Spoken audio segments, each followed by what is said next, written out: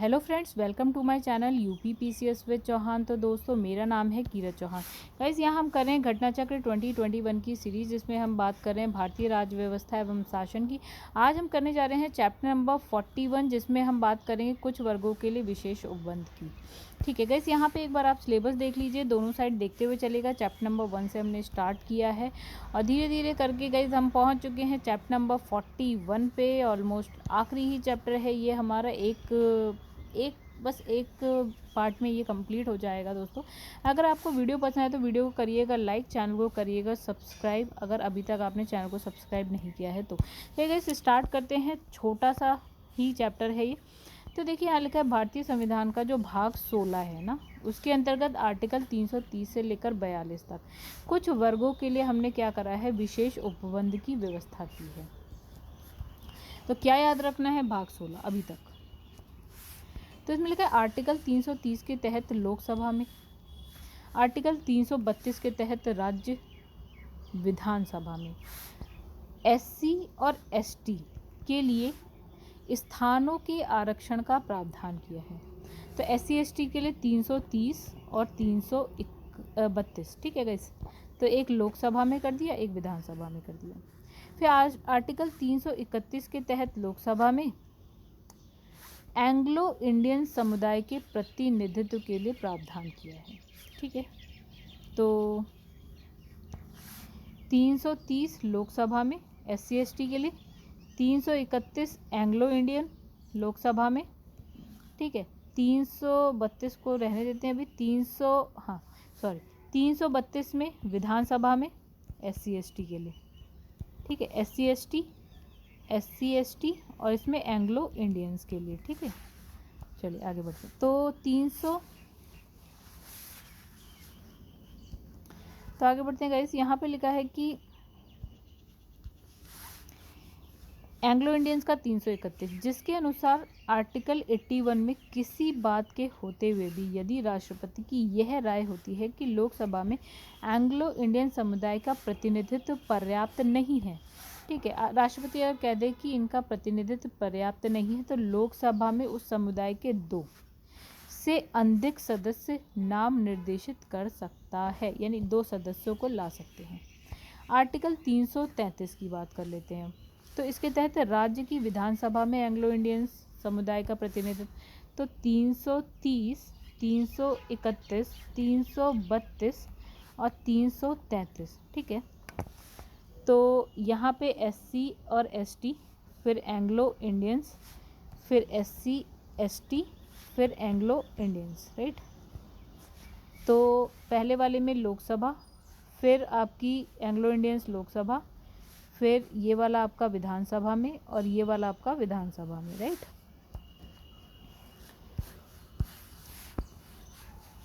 तो गैस अब देखिए क्या लिखा है। 333 तक कर लिए, 334 पे आते हैं। तो 334 के तहत अनुसूचित जाति जनजाति और एंग्लो इंडियन समुदाय के संदर्भ में उपयुक्त विशेष उपबंध 10 वर्ष के लिए ही थे। मतलब 10 वर्ष के लिए थे इनका आरक्षण। ये 334 में बताया, जिसकी अवधि जो है हम क्रमिक रूप से संविधान संशोधन के द्वारा आगे बढ़ाते जा रहे हैं।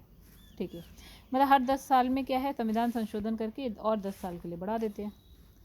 फिर 95वें संविधान संशोधन अधिनियम कब हुआ था, 2010 के द्वारा यह अवधि जो है बढ़ाकर मतलब टोटल कितना हो गया था, 70 साल हमने आगे बढ़ा दी। अब 104वां संविधान संशोधन होता है, कब होता है, 2019 में। 2010 के बाद 10 साल और बढ़ाने के बाद क्या होता है, 2019 में। तो प्रावधानों के अधीन क्या होता है, अनुसूचित जाति जनजातियों के लिए सीटों का आरक्षण जो है अगले 10 साल के लिए तो बढ़ा दिया। ठीक है, लेकिन अब क्या हुआ, मतलब लोकसभा में भी और विधानसभा में भी, तो 80 वर्ष तक हो गया टोटल गिन के। ठीक है, लेकिन उस वक्त क्या हुआ ना, 2019 में एंग्लो इंडियन सदस्यों का जो नामांकन है, नामांकन का जो प्रावधान है, उसको पूर्व निर्धारित तिथि यानी कि 25 जनवरी 2020 से आगे ना बढ़ाते हुए निष्प्रभावी कर दिया। मतलब इसने कहा 10-10 साल के जो हम बढ़ा रहे हैं, एससी एसटी का तो हमने फिर से बढ़ा दिया 2019 में, लेकिन जो एंग्लो इंडियंस है ना गाइस, उसको यहीं पे हमने समाप्त कर दिया। कब, 25 जनवरी 2020। उसके बाद से ये ख़त्म कर दिया गया प्रावधान कि इनके लिए आरक्षण बढ़ाया जाएगा अगले 10 साल के लिए। आर्टिकल 338 के तहत अनुसूचित जातियों के लिए राष्ट्रीय आयोग के गठन का प्रावधान। आर्टिकल 338 का में क्या है आपका, अनुसूचित जनजाति के लिए राष्ट्रीय आयोग का प्रावधान। देखिए क्या हुआ, 89वां संविधान संशोधन अधिनियम 2003 में आता है। पहले इन दोनों के लिए यानी कि एससी के लिए और एसटी के लिए एक संयुक्त राष्ट्रीय आयोग था, लेकिन 89वां संविधान संशोधन 2003 में क्या किया, इसको अलग, इसके लिए अलग और इसके लिए अलग, यानी कि एक हो गया आपका राष्ट्रीय अनुसूचित जाति के लिए राष्ट्रीय आयोग आर्टिकल 338, अनुसूचित जनजाति के लिए 338 क में, ठीक है, दोनों के लिए अलग अलग राष्ट्रीय आयोग। वर्तमान में राष्ट्रीय अनुसूचित जाति आयोग के जो अध्यक्ष हैं वो है विजय सांपला, और राष्ट्रीय अनुसूचित जाति आयोग के अध्यक्ष कौन है, हर्ष चौहान। ठीक है, तो एससी के विजय सांपला और एसटी आयोग जो है आपका उसके हर्ष चौहान है। फिर 340 आर्टिकल 340 के अनुसार राष्ट्रपति पिछड़े वर्गों की दशाओं के अन्वेषण के लिए आयोग की नियुक्ति कर सकेगा। तो राष्ट्रीय पिछड़ा वर्ग आयोग का गठन सर्वप्रथम 1993 के संसदीय अधिनियम के तहत किया गया। ठीक है, 2018 में इसे संवैधानिक दर्जा प्रदान किया गया। ओके, अब 102वां संविधान संशोधन अधिनियम जो कि है इम्पोर्टेंट। देखिए अभी तक हमने पढ़ा एक 338 एससी के लिए, 338 का एसटी के लिए। ठीक है, 102वां संविधान संशोधन अधिनियम 2018 338 एक हमने पढ़ लिया, 338 पढ़ लिया, 338 का पढ़ लिया, अभी हम 338 खा पढ़ेंगे। ठीक है, तो राष्ट्रीय पिछड़ा वर्ग आयोग 338 एससी, 338 एसटी मतलब 338 का एसटी, 338 खा ओबीसी के लिए हो गया आपका पिछड़ा वर्ग आयोग के लिए जो है प्रावधान किया गया। तो वर्तमान इसके गठन के लिए प्रावधान। वर्तमान में राष्ट्रीय पिछड़ा वर्ग आयोग के अध्यक्ष डॉक्टर भगवान लाल साहनी है। अब 341(1) के तहत राष्ट्रपति किसी राज्य के संबंध में संशोधित राज्यपाल से परामर्श के बाद उस राज्य के किसी जाति को अनुसूचित जाति के रूप में विनिर्दिष्ट कर सकता है। मतलब सपोज कोई राज्य है तो उसमें क्या है, कोई एक जाति है। ठीक है, तो इसको अनुसूचित जाति बनाने का काम किसका है, राष्ट्रपति का है, लेकिन परामर्श किससे लेगा, उस राज्य के राज्यपाल से। कौन से आर्टिकल के तहत, आर्टिकल 341(1) के तहत। और 342(1) के तहत राष्ट्रपति को संबंधित राज्य के राज्यपाल से परामर्श के बाद किसी जाति को अनुसूचित जनजाति के रूप में विनिर्दिष्ट करने का अधिकार है। तो मतलब हम क्या समझेगा इस कि राष्ट्रपति 341(1) और 341(2) के तहत किसी समूह को एससी और किसी समूह को एसटी में ला सकता है, लेकिन परामर्श लेना पड़ेगा राज्यपाल से। ठीक है, तो ये दो हैं 341(1) एससी के लिए, 341(1) एससी, 342(1) एसटी के लिए। चलिए क्वेश्चन देखते हैं। भारतीय संविधान का भाग 16 330 से 42 तक संबंधित है। सिंपल, लोकसभा में अनुसूचित जाति जनजाति के आरक्षण एंग्लो इंडियन समुदाय के प्रतिनिधित्व से रिलेटेड है। तो गाइस 330 में चलिए 330 लोकसभा में एससी एसटी के लिए स्थानों का आरक्षण, 331 में एंग्लो इंडियंस के लिए, किसमें, लोकसभा में। और 104वां संविधान संशोधन जो कि 2019 में आया, उसमें जो लोकसभा में राष्ट्रपति द्वारा जो एंग्लो इंडियन समुदाय के 2 सदस्यों के नाम निर्देशित किए जाते थे उसको कर दिया गया खत्म, निष्प्रभावी। भारत के संविधान में लोकसभा में अनुसूचित जाति के लिए व्यवस्था की गई है। ठीक है, एससी के लिए कहाँ, लोकसभा में, तो आर्टिकल 330 में। 330 पढ़ा था हमने, 331 पढ़ा, 332 पढ़ा, 333 पढ़ा। तो ये वाला एससी एसटी के लिए, फिर ये वाला एक छोड़कर एससी एसटी के लिए, ये एंग्लो इंडियंस के लिए और ये वाला भी एंग्लो इंडियंस के लिए। ये दोनों लोकसभा, ये दोनों विधानसभा। ठीक है, तो गाइस बस यही चीज़ यहाँ पे भी लिखी है, पढ़ लीजिएगा। किसी जाति या जनजाति को अनुसूचित जाति अनुसूचित जनजाति घोषित करने हेतु शक्ति संपन्न संवैधानिक प्राधिकारी है। कौन है? अनुसूचित जाति घोषित करना है या अनुसूचित जनजाति, किसी जाति या जनजाति को, तो राष्ट्रपति के पास ये शक्ति है। हमने 2 आर्टिकल्स पढ़े थे, 341(1), 341(2), ठीक है। तो देखिए फिर से देखते हैं। 341(1), राष्ट्रपति राज्य के राज्यपाल से परामर्श के बाद उस राज्य की किसी जाति को अनुसूचित जाति के रूप में विनिर्दिष्ट कर सकता है।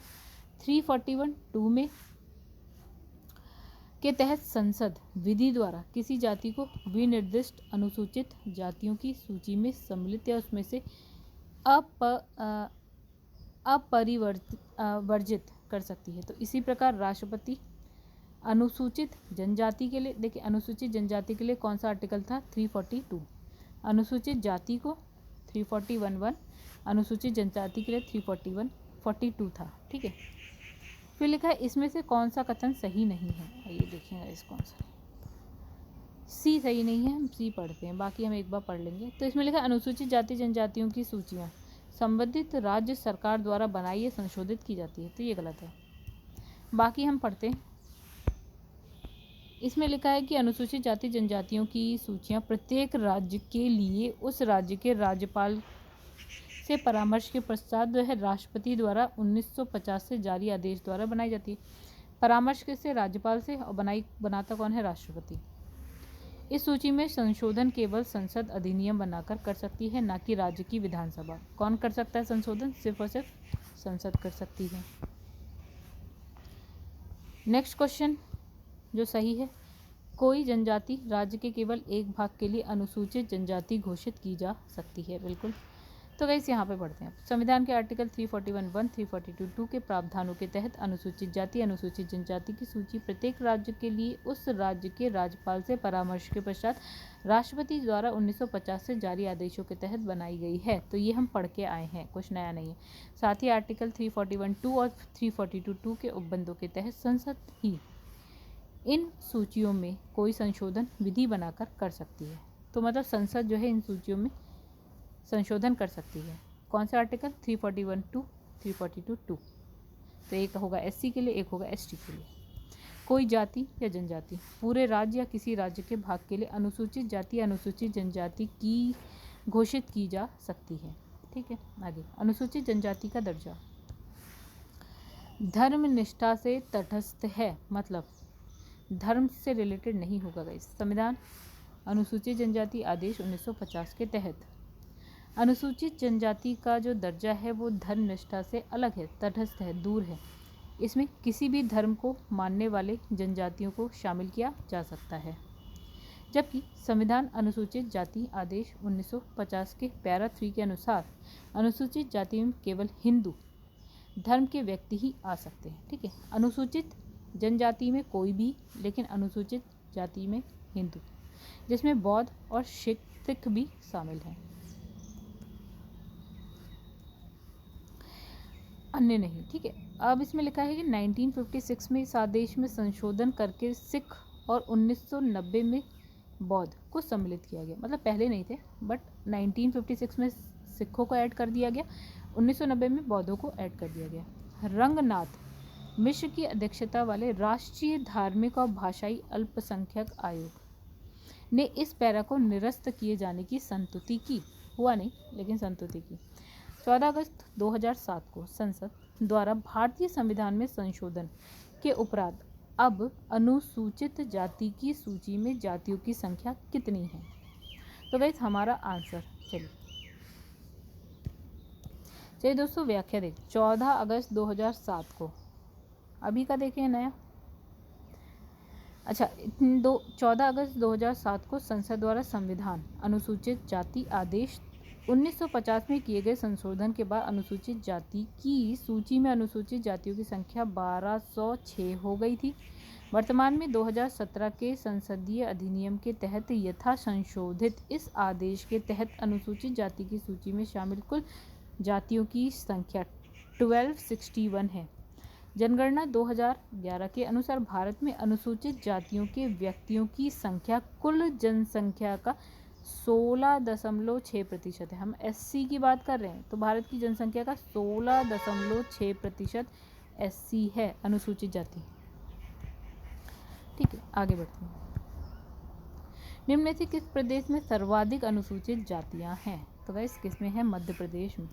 चलिए आइए देखें फिर से, 1991 का है ये क्वेश्चन। तो देखिए 2011 के आंकड़ों के अनुसार देश में सर्वाधिक अनुसूचित जाति संख्या वाले 4 राज्य की बात करते हैं।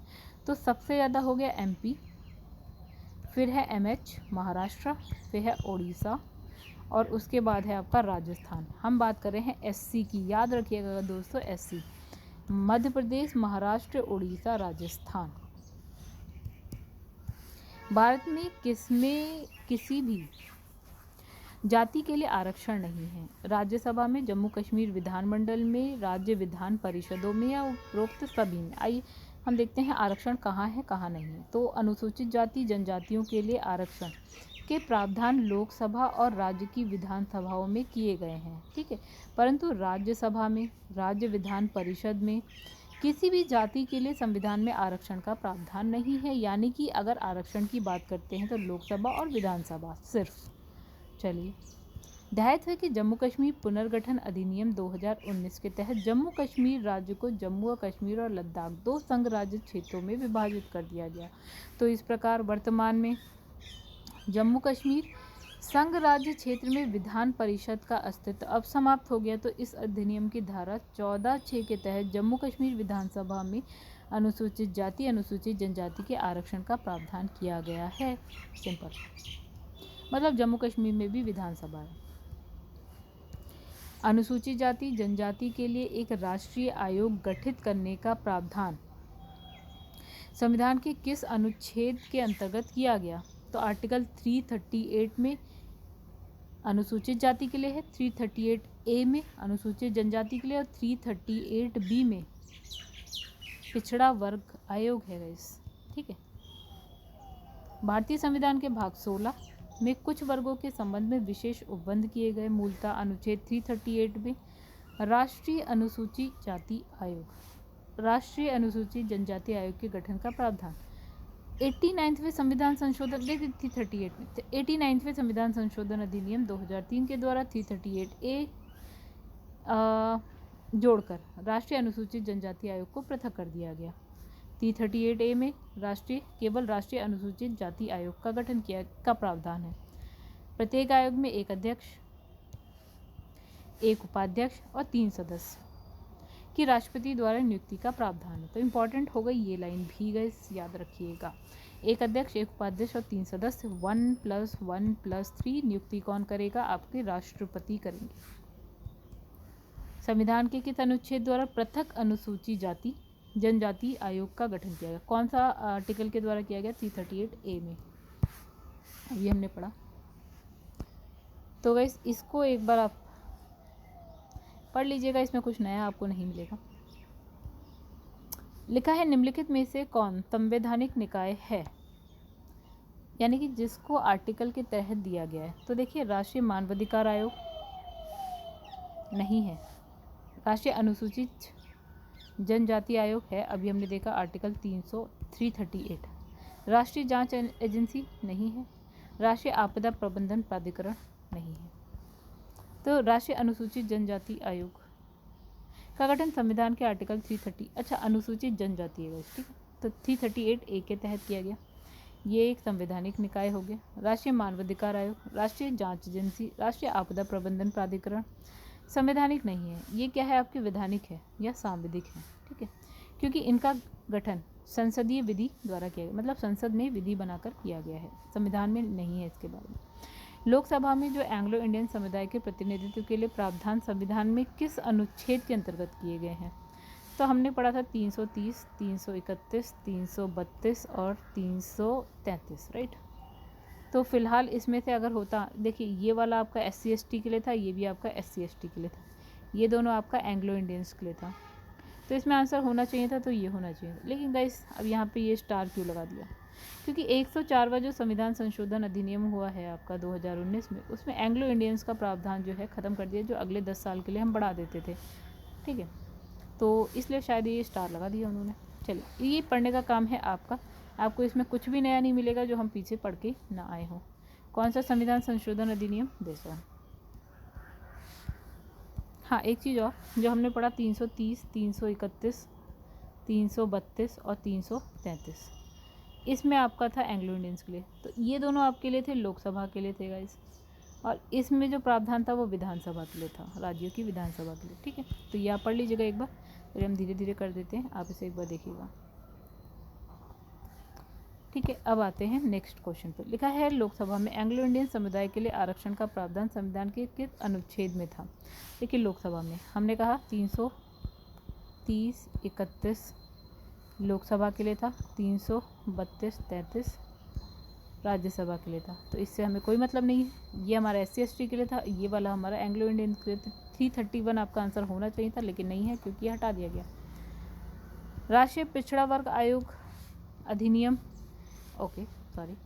फिर है बाल मजदूर निषेध नियामक अधिनियम, निशक्तजन समान अधिकारिता अधिकार संरक्षण एवं पूर्व सहभागिता अधिनियम, राष्ट्रीय अल्पसंख्यक आयोग अधिनियम।